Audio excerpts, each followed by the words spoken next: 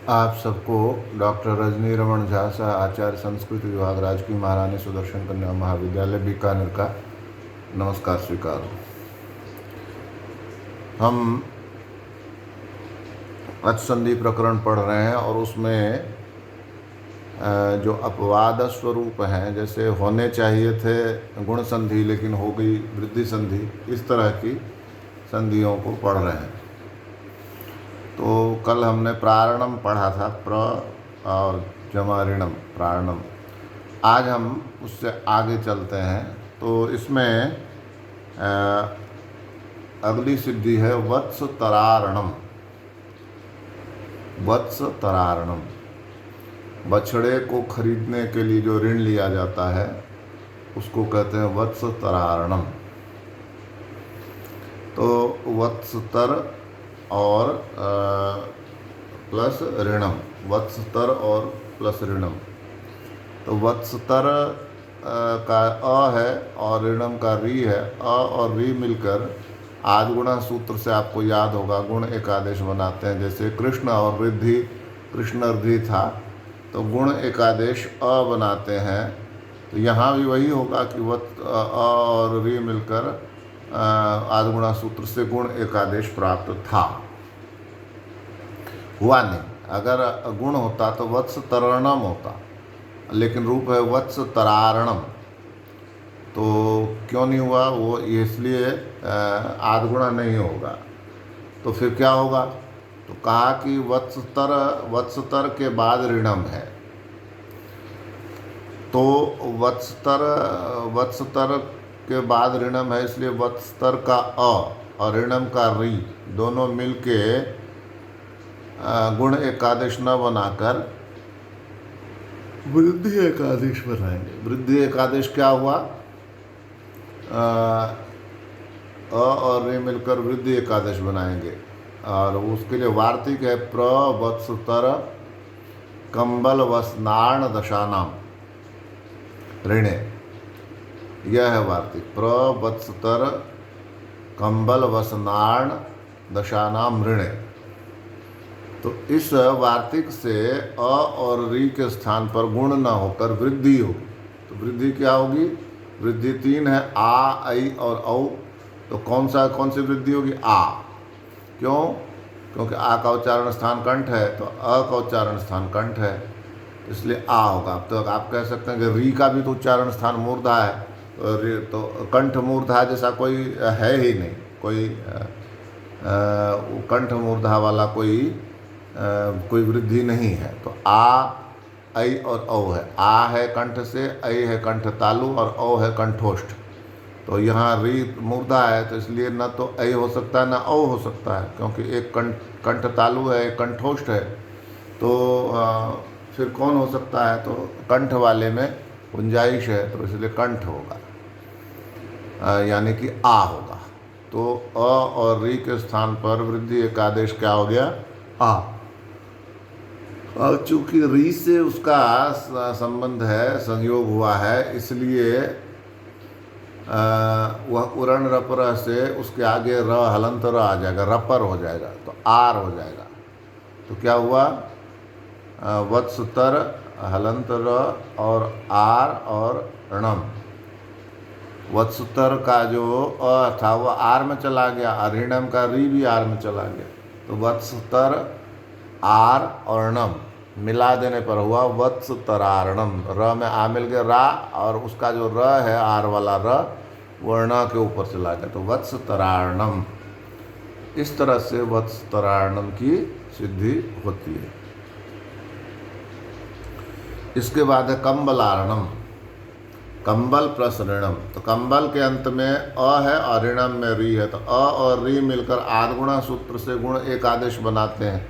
यहाँ भी बना सकते थे, लेकिन यह कहा कि जो ऋणम है वह कंबल के बाद जो है वह ऋणम है, कंबल के बाद ऋणम है।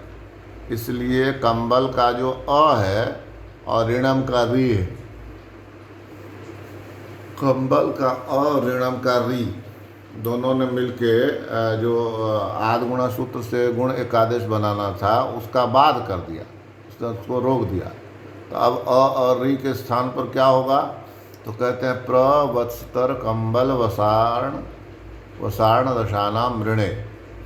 इस वार्तिक से कंबल का जो अ है और ऋण का जो री है, यह दोनों मिलके ये वृद्धि बना लेते हैं। उसी तरह से आ और फिर उरण रपर सूत्र से रपर होकर आर हो जाता है। तो कंबल आरणम बराबर कंबलारणम। ये भी उसी वत्सतरारणम की तरह ही है, लेकिन आपको समझाने के लिए मैंने सबकी अलग अलग सिद्धि की है। वैसे यदि आप में से कोई अगर इसको समझ के बनाना चाहे, तो यदि आपने प्रारणम समझ लिया या वत्सरारणम समझ लिया तो ये सब आपको समझ में वैसे ही आ जाएंगे। कंबलारणम में भी यही है, कंबल के अंत में अ है और ऋणम का री है। अ और री मिलके अ आधगुणा से अ बनाते हैं, बाद में र रपर आकर रपर होकर अर हो जाता है, जैसे कि कृष्णार्धी में हुआ था। यहाँ पर आ है, किससे हुआ, तो कहते हैं कि वो जो आधगुणा से गुण होना था उसको बाध दिया, यानी रोक के प्रवत्स्तर कंबल वसनार्ण दशानाम ऋणे। तो प्रवत्स्तर और कंबल का जो अ है वो री के साथ मिलके क्या बनाएगा, आ बनाएगा। उरण रपर से रपर होकर आर हो जाएगा। तो कंबल हलंत हो गया आर, र हलंत और ऋणम। तो कंबल के में आ के जुड़ेगा कंबला, और ये जो आर का र है वह उसके ऊपर ण के ऊपर र बनकर चला जाएगा, रेख बनकर चला जाएगा। तो कंबलारणम इति सिद्धम, ये हो गया सिद्ध। इसके बाद इसमें अगली सिद्धि है वसनारणम। कपड़े के लिए लिया गया ऋण। तो कपड़े के लिए लिया गया ऋण, तो वसन प्लस ऋण। वसन के अंत में क्या है, अ है, ऋणम में री है। अ और री मिलके आधगुणा सूत्र से गुण एक आदेश अ बनाते हैं, प्राप्त था। किंतु वसन के परे ऋण है, तो वसन के परे ऋण है, तो अ प्लस री के स्थान पर जो गुण एक आदेश होना था उसको बाध दिया, तो उसको रोक कर क्या हुआ, तो प्रवत्स्तर कंबल वसनार्ण दशानाम ऋणे। यहाँ पर कहते हैं कि प्र के बाद, वत्स्तर के बाद, कंबल के बाद, वसन के बाद, ऋण के बाद और दशन के बाद अगर ऋण है, तो वसन के बाद यदि ऋण है, एक तरह से मान लीजिए, तो वसन का जो अंतिम अ है और ऋणम का री है, ये दोनों मिलके गुण एक आदेश न बनाकर वृद्धि एक आदेश बना लेंगे। तो वृद्धि एक आदेश बना लेंगे तो क्या हो जाएगा, आ, और उरण रपरा से रपर होकर हो जाएगा आर। तो क्या हो गया ये वसनारणम, वस आर हो गया, तो वसन आर अर्णम। वसन का जो हलंत न है उसमें आ आकर मिल गया, वसना, और अर्णम में र ऊपर चला गया, तो वसनार्णम इति सिद्धम, ये सिद्ध हो गया वसनार्ण। प्रवत्स्तर कंबल और वसन ये सब एक जैसे ही है, लेकिन बात वही है कि आपको समझ में आए, इसलिए सबको मैंने अलग अलग सिद्धि की है। वैसे एक समझ लेने के बाद केवल यदि आपको यह वार्तिक याद रहे, प्रवत्स्तर कंबल वसनार्ण दशानाम ऋणे, तो इसमें आने वाले प्रवत्स्तर कंबल वसन ऋण और दशन, इनके परे यदि ऋण हो तो पूर्व पर्व के स्थान पर अ प्लस री के स्थान पर गुण न होकर वृद्धि होती है। यही इसका वास्तव में कथन है। तो अ न होकर आ हो जाता है, और उरण रपर से रपर होकर आर हो जाता है। यही इसमें विशेष बात कही जानी। तो अब ये हो गया। अब इसके बाद अगली सिद्धि है ऋणारणम। ऋणारणम कहते हैं ऋण के लिए ऋण। ऋण के लिए ऋण का मतलब क्या हुआ किसी ने ऋण ले रखा है किसी से और अब उसको चुका नहीं पा रहा है, तो उसके ऋण को चुकाने के लिए उसने दूसरे से किसी से ऋण ले लिया, तो ये कहलाएगा ऋणार्णम, ऋण के लिए ऋण। तो ऋणार्णम जब हम करते हैं तो ऋणार्णम का नंबर पर हो जाएगा ऋण प्लस ऋणम। अब ऋण के अंत में अ है न, अ ऋ के स्थान पर आद्गुणः सूत्र से गुण एकादेश प्राप्त था, किंतु जो यहाँ ऋण है उसके परे ऋणम है, ऋण है उसके परे ऋणम है। अतः प्रवत्सतर कंबल वसनार्ण दशानाम ऋणे वार्तिक से उसको क्या कहते हैं, जो गुण होना था आद्गुणा से, उसको बाध दिया, रोक दिया, और अ प्लस री के स्थान पर आ हो गया वृद्धि एकादेश, और वह आ हो गया, और वह चूँकि री से उसका संयोग हो रहा है, री से किसका संयोग हो रहा है, अ का, ऋण के अ का, तो यह रपर होकर आर हो जाएगा। पहले तो आ होगा वृद्धि एकादेश आ, ऋण के अंतिम अ, और दूसरा जो ऋणम है उसकी री का वृद्धि एकादेश हो जाएगा, आ हो जाएगा, और उरण रपरा से चूँकि री से हो रहा है ना, तो उससे वो उसके परे आ जाएगा, तो परे आने से क्या हो जाएगा, आर, आगे आ जाएगा आर।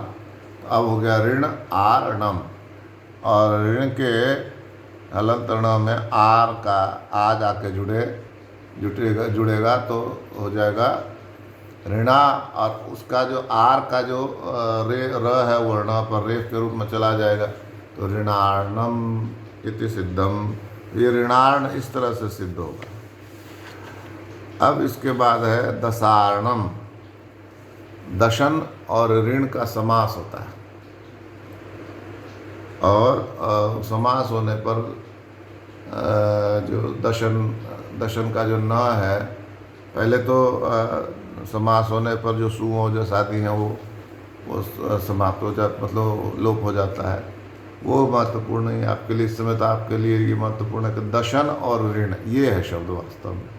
तो दशन का जो न है उसका नलोपा प्रातिपदिकांतस्य, नलोपा प्रातिपदिकांतस्य सूत्र से लोप हो जाता है, तो बचा क्या दश। अब दश प्लस ऋणम का की संधि होगी, तो दश के अंत में क्या है, अ है, दश अ, और उसके परे ऋणम का री है, तो ऋणम का री है, तो अ और री के स्थान पर आद्गुणः सूत्र से गुण एकादेश होता है, तो गुण एकादेश होना चाहिए, किंतु यहाँ बताया कि दशानाम, दश के परे, दशन के परे क्या है, ऋण है, तो इसलिए दश का जो अ है और ऋण का जो री है, दोनों मिलके क्या कर लेंगे, वृद्धि एकादेश, तो आ हो गया वृद्धि एकादेश आ, अ और री की वृद्धि क्या होगी, आ, अ है कंठ और री है मूर्धा, तो ऐसा तो कोई अक्षर नहीं है कंठ मूर्धा वाला, लेकिन जो कंठ है वही देखते हैं इसमें, तो कंठ में कौन है, आ, वृद्धि में आ, आई और औ है ना, तो कंठ खाली आ में है, और बाकी दोनों में एक कंठ दंत, कंठ तालु है और एक कंठोष्ठ है, तो दोनों का उसमें उच्चारण है। तो अगर हम री के कारण से इसको मूर्धा कर देंगे, कंठ मूर्धा, तो कंठ मूर्धा वाला कोई वर्ण ही नहीं, ए है और औ है, ऐ है और औ है, ये तो कंठ तालु वाले वर्ण है, और कंठ ओष्ठ वाले वर्ण है, लेकिन कंठ मूर्धा वाला कोई वर्ण नहीं, शब्द नहीं है, अक्षर नहीं, वर्ण नहीं है, इसलिए यही माना जाएगा कि अ और ई के स्थान पर जो वृद्धि एकादेश होगा, कौन से सूत्र से, प्रवत्सतर कंबल वसनार्ण दशानाम ऋणे, इस सूत्र से, वार्तिक से जो आ होगा, वृद्धि आदेश आ, और वृद्धि आदेश जब आ हो गया तो उस उरण रपर से रपर हो जाएगा, और रपर होकर क्या हो जाएगा, आर, यानी कि र उसके आगे है, आर हो गया, तो क्या हो गया, दश दश का श हलंत हो गया, इसका आर में चला गया तो दश आरणम। तो अब दश के श में आ मिल गया दशा, और र ऊपर चला गया न कि दशारणम इति सिद्धम। तो इस तरह से हमने दशारणम रूप की सिद्धि की। शेष हम आगे देखेंगे। धन्यवाद।